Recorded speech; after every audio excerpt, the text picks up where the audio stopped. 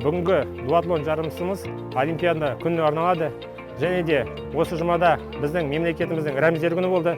Соған да арналған дуатлон 120 адамнан астам қатысты. Бұл дуатлонда адамдарға жігер береді дуатлон жарыс. Және мынау қазіргі көріп отырсыздар заманда коронавирус індетіне қарсы денсаулықты жақсарту керек.